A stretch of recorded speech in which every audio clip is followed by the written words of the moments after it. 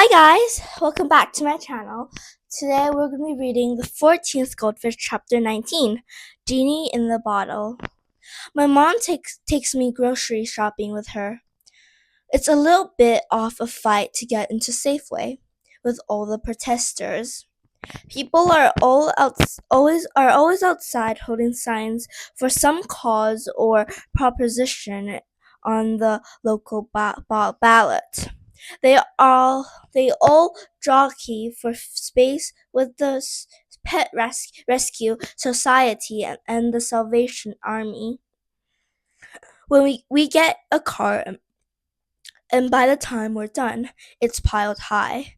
We never bought this much food when it was just the two of us. We can stretch a pint of ice cream over a week, but my grandfather will finish it in a single sitting. Your grandfather is eating me out of the house at home, she says as we wait in checkout line. At least I don't have to pay a babysitter, I point out. And he's driving me nuts with the whole trash can thing. I look at her. Did you know that he has a fan club? He has a fan club? I nod. In Finland. She shakes her head in bewilderment. Unbelievable. Does he drive them crazy too? I've noticed. I like having him around, I tell her. I've noticed, she replies. You two are like Rosencrantz and Guildenstern.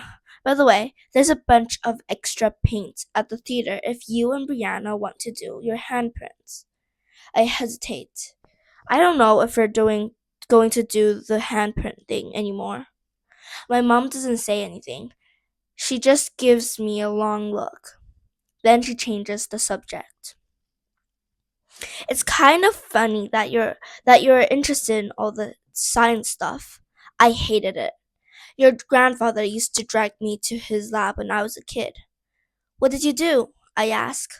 I washed test tubes. It sounds like fun to me. Were there any cool experiments? It was all completely boring. That was the problem, my mom explains. No emotion, no excitement, no drama. But I know she's wrong about this. There's a lot of drama in science. Really? A bunch of boring people standing around in white lab coats? They aren't boring. They're passionate, like you're always talking about. He raises an eyebrow. I want to make her understand. We were losing World War II, and Oppenheimer and all these scientists created the atomic bomb and saved the day. That's pretty dramatic, right? She gives a grudging nod.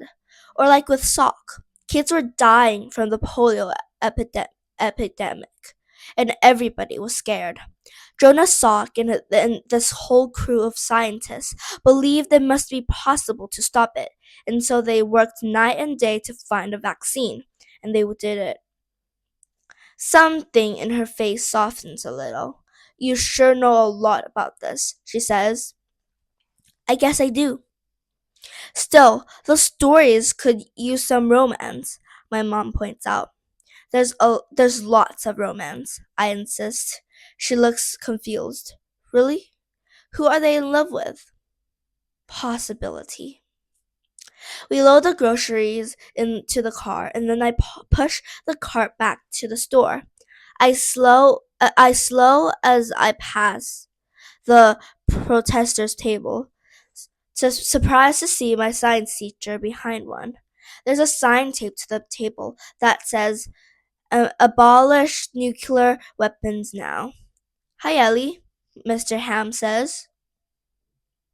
It's always funny running into teachers when they're not in their school clothes.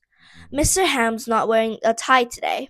Instead, he's got on a t-shirt that says no nukes, a pair of shorts, and bright blue sneakers. Doing a little grocery shopping? She asks me. With my mom. Who's this? What's this? Oh, I volunteer for this organization a couple of times a year. He puts on his volunteer face. Could I get you could I interest you in a brochure, Miss Cruz? Do I get extra credit? I ask. Absolutely, he says with a smile. I recognize the mushroom cloud picture on the brochure, and there's another picture of a bomb bed out sitting next to it. The caption reads, Hiroshima, the war begins. But the atomic bomb ended the war, I say, confused. Mr. Ham gives me a questioning look. Did it? Or will it start a larger war? Because we're always going to be waiting for the next bomb to drop. You can't put the genie back in the bottle. I hear a horn honking. My mom's pulled up to the curb. Looks like your ride's here, he says. After I get into the car, I look back at Mr. Ham. He gives me a little wave. When I go to get back breakfast the next morning, my mom and grandfather are already in the kitchen. I thought I told you not to put the trash cans out at night, my mom says furiously. What? He says. You should be happy I took them out. There's a reason I told you not to do that, she says. Come with me. We follow her outside. The cans are next to the curb and the lids have been knocked open. Gross. Rotting, stinky trash had been strewn all across the street by some enthusiastic animal. We have raccoons! She narrows her eyes. Maybe your Finnish fan club can help you clean it up. Then she storms off. Bye guys, thank you for watching my video. If you don't want to miss out on any of my videos, don't forget to subscribe and I'll see you guys in a new chapter. Bye.